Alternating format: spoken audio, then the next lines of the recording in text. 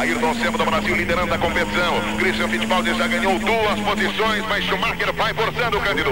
Exatamente, Schumacher vai forçando. Vamos esperar a passagem aqui. Por enquanto a diferença do computador 0.556. Agora passa Ayrton, sexta volta, a diferença aumentou. Passou para 0.682, embora não visa. Olha aí, outra batida. Olha aí. Batida violenta é o Ayrton. É Ayrton Senna batendo e batendo forte o piloto brasileiro.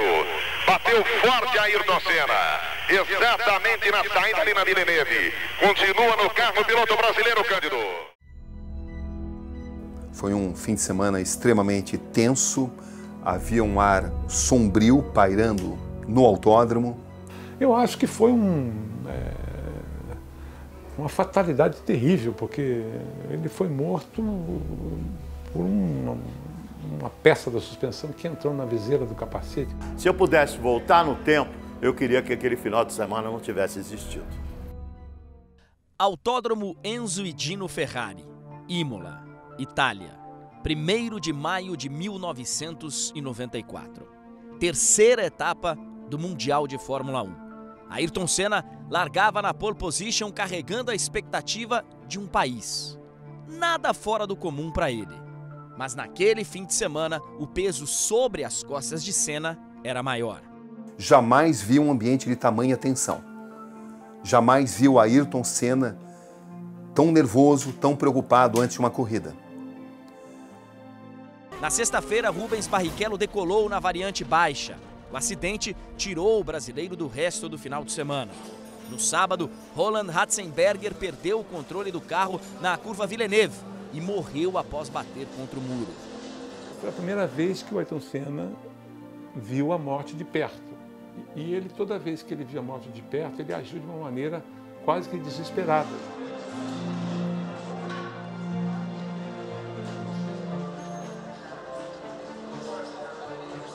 No domingo pela manhã, eles discutiram muito a questão de segurança.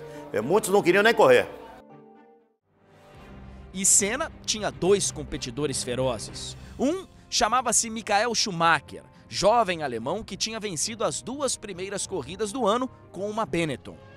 O outro era o carro da Williams, equipe em que Senna estreava naquele ano depois de 6 temporadas de muito sucesso na McLaren.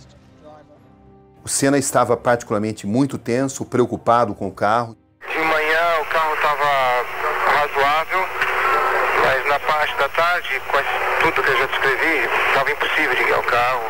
Eu não consegui fazer uma volta inteira bem, cada volta eu acertava uma curva e errava outra. Eu tinha me dado uma entrevista há pouco tempo falando que dirigia uma máquina crítica, desequilibrada. Ele se sentia numa posição muito desconfortável porque fez todo o esforço para se transferir para a Williams, porque nos anos anteriores, época da suspensão ativa, a Williams tinha disparado o melhor carro.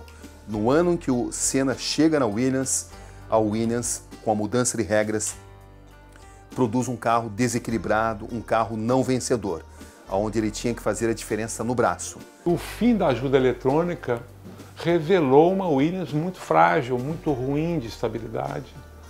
Um carro que fez o Ayrton Senna sofrer muito para tentar acertar o carro. Um carro que provocou cenas absolutamente impensáveis, que é o Ayrton rodando. Ele rodou no treino de Aida, ele rodou em Imola também, antes do treino oficial. E ele, no Brasil, ele rodou tentando alcançar o Schumacher, a Benetton do Schumacher.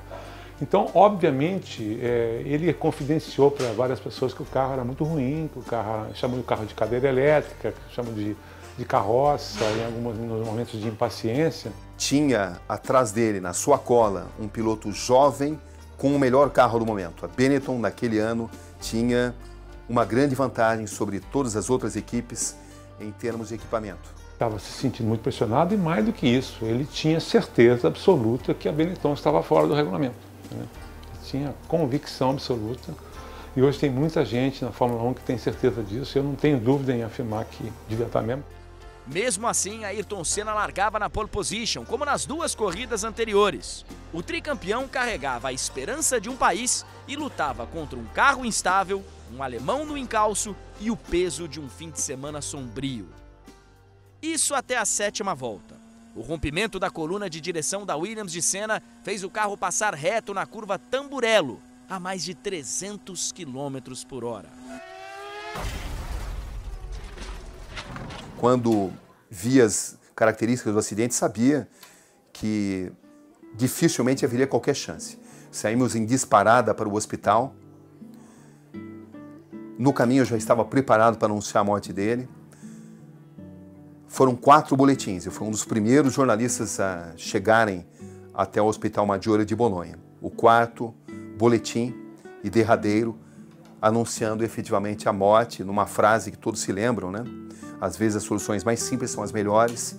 Eu usei a frase: morreu Ayrton Senna da Silva, uma notícia que a gente jamais gostaria de dar, porque quando a gente diz que uma notícia que a gente jamais gostaria de dar, foi uma forma de respeitar uma perda coletiva, porque eu sabia que estava anunciando a morte de um ente querido coletivo de todo o país.